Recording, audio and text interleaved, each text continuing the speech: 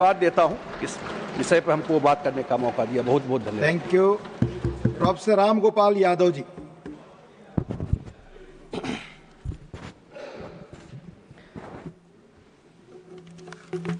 धन्यवाद श्रीमान। मैं केवल चुनाव सुधार पर ही बात करूंगा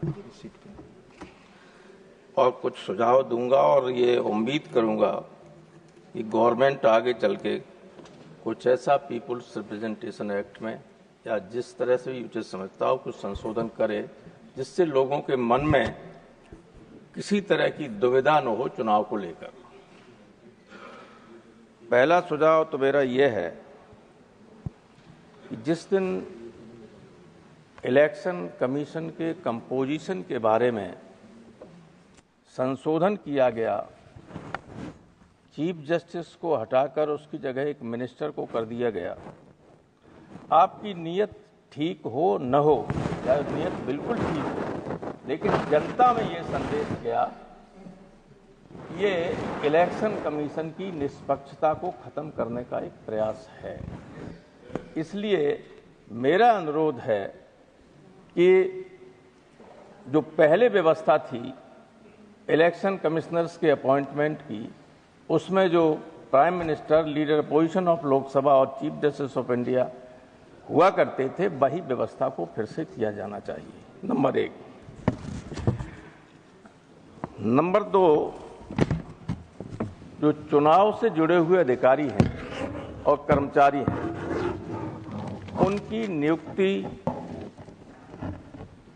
धर्म, जाति या अन्य किसी प्रक्रिया या उसके दिमाग में लोगों को होता है उससे हटके निष्पक्ष और पारदर्शी होनी चाहिए।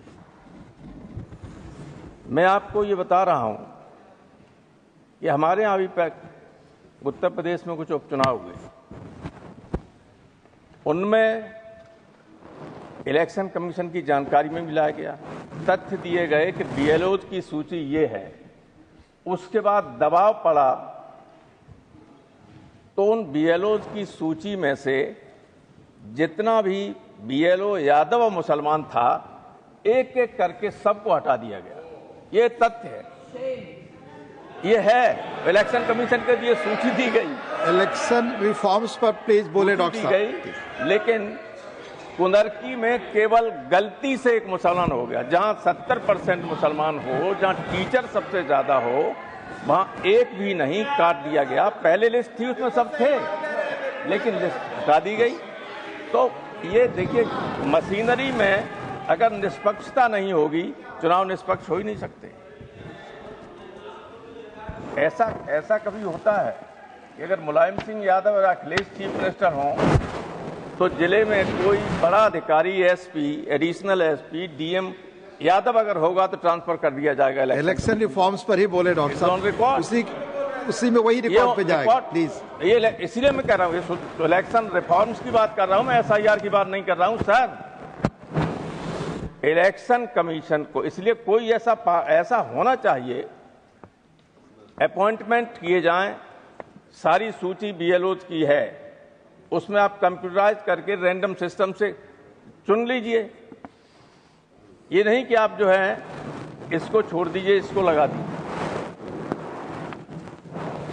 पीपुल्स रिप्रेजेंटेशन एक्ट में यह है कि वोटर को लाना बूथ तक और या उसको रिश्वत देना ये करप्ट प्रैक्टिस है, और ये सिद्ध हो जाता है तो चुनाव रद्द हो जाता है।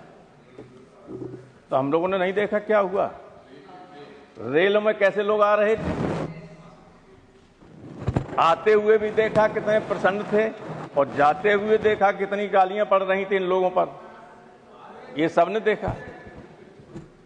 अगर टीएन सेशन जैसे चीफ इलेक्शन कमिश्नर रहे होते तो जो बिहार में ठीक चुनाव से पहले पैसा दिया गया, या तो चुनाव को टाल दिया जाता या बिहार का चुनाव रद्द कर दिया जाता। ये करप्ट प्रैक्टिस थी, ये रिश्वत थी, और इस तरह की प्रक्रिया नहीं अपनानी चाहिए। इतने इस तरीके से सत्ता में 100 साल बने रहिए, लेकिन जनता की निगाह से गिरी जाती है।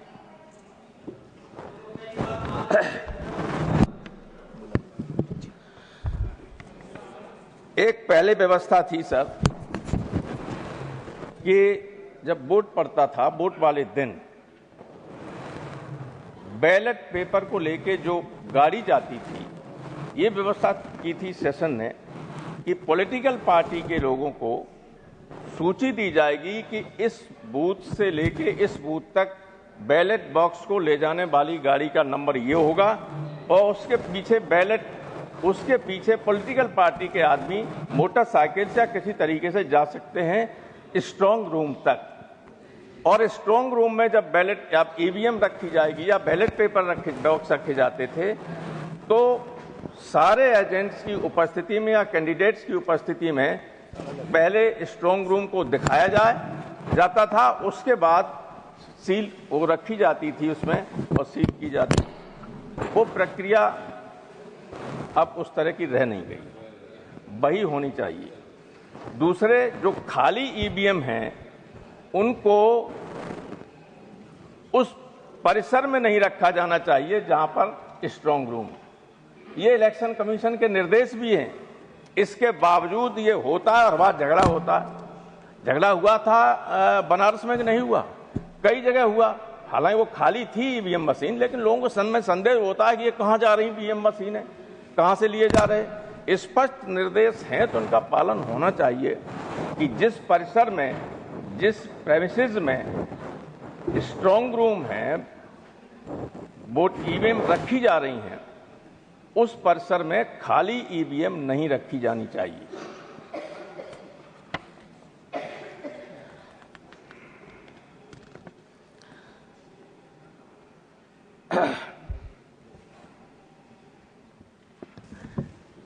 एक और कोई कानून में व्यवस्था करनी चाहिए। ये सबके लिए है, ऐसा नहीं है कि किसी राज्य में आप जीत जाते, किसी में हार भी जाते। कि जो अधिकारी पोस्ट होते हैं जिलों में, चुनाव आने से पहले कुछ दिन पहले बड़े पैमाने पर उनको हटाकर दूसरे अधिकारी पोस्ट किए जाते हैं और अधिकारी पोस्ट करने का अधिकार वहां की सरकार को होता है। व्यवस्था होनी चाहिए। मेरा सुझाव है कि चुनाव होने से 4 महीना पहले तक जो अधिकारी पोस्ट किए गए हैं चुनाव की दृष्टि से, उन सबको इलेक्शन कमीशन हटाए और इलेक्शन कमीशन अपने तरीके से उन जिलों में नई पोस्टिंग करे।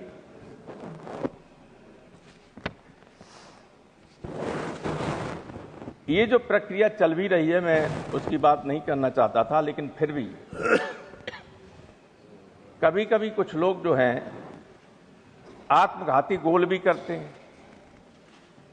जैसे उत्तर प्रदेश में एसआईआर चल रही है, हमारे माननीय मुख्यमंत्री जी ने कहा कि हम डिटेंशन कैंप बनवाएंगे लोगों के लिए।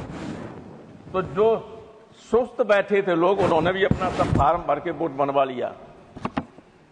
अब इनको ये लगा कि हमारे वोट नहीं पूरे बन पाए, ये सब विपक्ष के वोट तो बन गए। अब आप देखिए, इस प्रक्रिया में मंत्री और मुख्यमंत्री की कोई भूमिका नहीं। इलेक्शन कमीशन, बीएलओ और पॉलिटिकल पार्टी, इसके बाद मंत्री भेजे जाते हैं। सब जानते हैं कि अधिकारियों से कहा जाता है कि भाई ऐसा कैसे हो गया, अब ये करो। तो अब सिस्टम ये होने वाला है कि जो कैटेगरी सी में वोट है उनको एज सच उसको कैटेगरी 1 में कर दो, कोई डॉक्यूमेंट की जरूरत नहीं। तो जो पारदर्शी तरीका है उसके लिए कोई न कोई आपको व्यवस्था करनी पड़ेगी, वरना आरोप ये लगते ही रहेंगे आप पर हमेशा। आखिर में एक बात कहना चाहता हूं मैं, इस देश के लगभग 60% लोग आपके पक्ष में नहीं, सरकार भरेगी आपकी, और वे सब ईवीएम के खिलाफ हैं। वो सब ईवीएम के खिलाफ हैं। तो जनमत की इच्छा का ध्यान रखते हुए जो लोग मांग कर रहे हैं और दुनिया भर का उदाहरण दे रहे हैं यहाँ, और वो सही बात भी है। आपके व्हाट्सएप पे, कॉल में जो मैसेजेस हैं, आप जब ये कर सकते हैं कि साहब ये 1 घंटे में डिलीट हो जाए, हो जाता है कि नहीं हो जाता है? ये 1 महीने बना रहे, डिलीट हो जाए, हो जाता है। तो क्या ये नहीं है कि 50 वोट पड़ने के बाद जो वोट पड़ेगा उसका हर दूसरा वोट कमल में ही चला जाएगा? Is it not possible? It is possible. और इसीलिए ईवीएम जैसी मशीन दुनिया भर में कहीं यूज नहीं की जाती है, एक आध पिछड़े देश में की जाती है, हिंदुस्तान में की जाती है।